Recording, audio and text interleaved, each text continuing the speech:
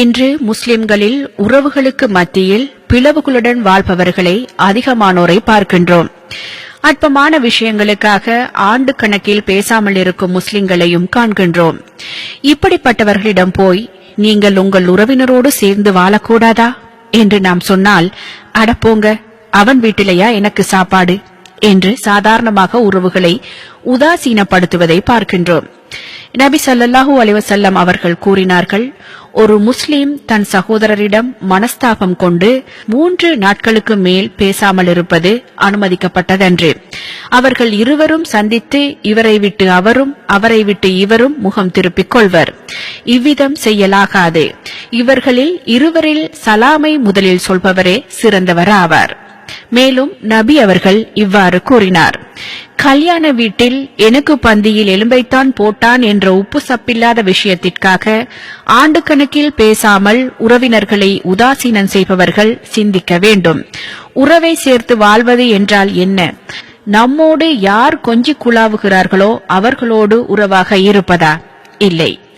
உலகில் வாழும் ஒவ்வொரு மனிதனும் போதுமென்று சொல்லாத விஷயங்கள் 2 தான்.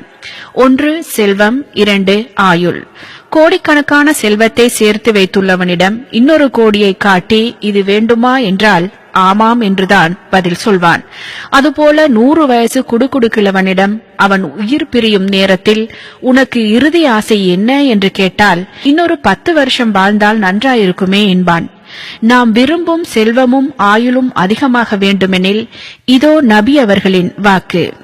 தம் வாழ்வாதாரம், அதாவது ரிஸ்க் விசாலமாக்கப்படுவதும் வாழ்நாள் நீட்டிக்கப்படுவதும் யாருக்கு மகிழ்ச்சி அளிக்குமோ அவர் தம் உறவை பேணி வாழட்டும்.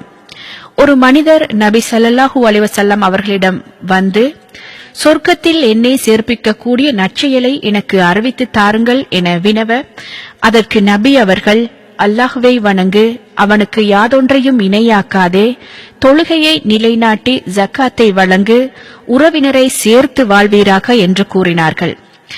நாம் இந்த உலகில் பல்வேறு பாவங்களை செய்கின்றோம். நாம் செய்யும் பாவங்களுக்காக இறைவன் உடனுக்குடன் தண்டிக்க நினைத்தால் நாம் யாருமே தப்ப முடியாது.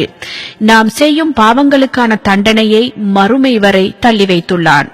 இருப்பினும் நபி அவர்கள் கூறினார்கள், மறுமையில் தண்டனை கிடைப்பதற்கு முன் இம்மையிலும் துரிதமாக தண்டனை அளிப்பதற்கு ஏற்ற பாவங்கள் அநியாயமும் உறவை முறிப்பதும் தான். சொர்க்கத்தின் திறவுகோல் உறவு. ஒவ்வொரு முஸ்லிமுக்கும் சொர்க்கமே இலக்கு.